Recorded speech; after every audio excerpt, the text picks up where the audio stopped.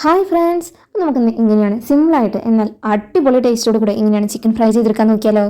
നമ്മളിപ്പോൾ ഇതിൽ വേറെ ഒരു തരത്തിലുള്ള കളറോ ഒന്നും ചേർക്കുന്നില്ല. അപ്പോൾ നമുക്കിത് എങ്ങനെയാണ് തയ്യാറാക്കാൻ നോക്കിയാലോ. അതിനായിട്ട് നമുക്ക് ആവശ്യമായിട്ടുള്ളത് ഒരു 10 എണ്ണം ഉള്ളി വേണം, അല്പം മല്ലിയില, ഒരു 10 അല്ലി വെളുത്തുള്ളി, ഒരു ചെറിയ കഷ്ണം ഇഞ്ചി, ഒരു പച്ചമുളക് എന്നിവയാണ്. 1 കിലോ ചിക്കനാണ്. അതിലേക്ക് ഞാൻ 1 ടീസ്പൂൺ കോൺഫ്ലവർ ആണ് ആഡ് ചെയ്തിട്ടുള്ളത്. അതിലേക്ക് 1/2 ടീസ്പൂൺ മഞ്ഞൾപ്പൊടിയും 2 ടീസ്പൂൺ മുളക് പൊടിയുമാണ് ഞാൻ ചേർത്ത് കൊടുത്തിട്ടുള്ളത്. ഞങ്ങളിപ്പോൾ എടുത്തിരിക്കുന്നത് നല്ല എരിവുള്ള മുളക് പൊടി തന്നെയാണ്.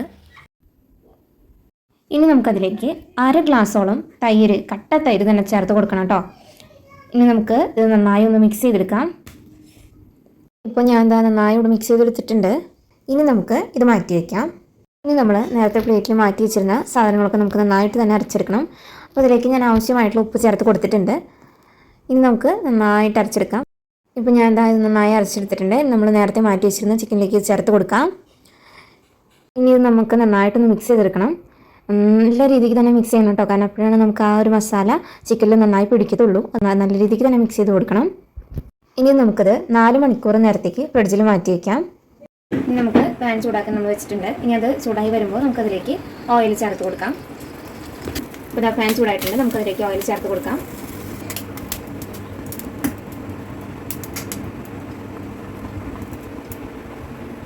ഇനി നമുക്ക് ഓയിൽ കാഞ്ഞു വരുന്നത് വരെ വെയിറ്റ് ചെയ്യാം.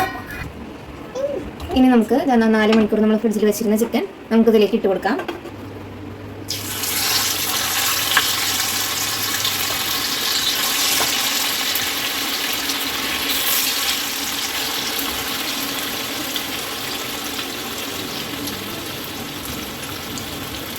ഇനി നമുക്കിത് മീഡിയം ഫ്ലെയിമിൽ ഇട്ട് കൊടുക്കാം.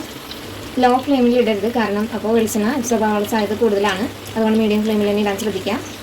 ഇതാണ് അത്യാവശ്യം ഫ്രൈ ആയി വരുന്നുണ്ട്. ഇനി നമുക്കിത് മറിച്ചിട്ട് കൊടുക്കാം.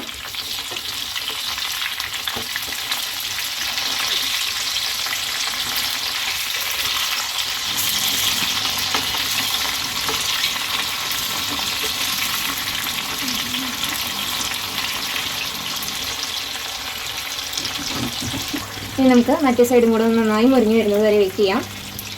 ഇതിനകത്ത് നമുക്ക് നന്നായി 2 സൈഡ് നന്നായി മുരിഞ്ഞ് വന്നിട്ടുണ്ട്. ഒരു പാത്രത്തിലേക്ക് മാറ്റാം.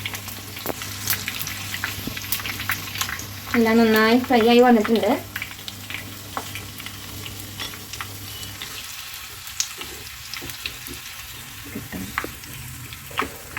അപ്പോൾ ഇതാ നോക്കൂ, നമുക്ക് കറക്റ്റായിട്ട് തന്നെ കിട്ടിയിട്ടുണ്ട് കേട്ടോ.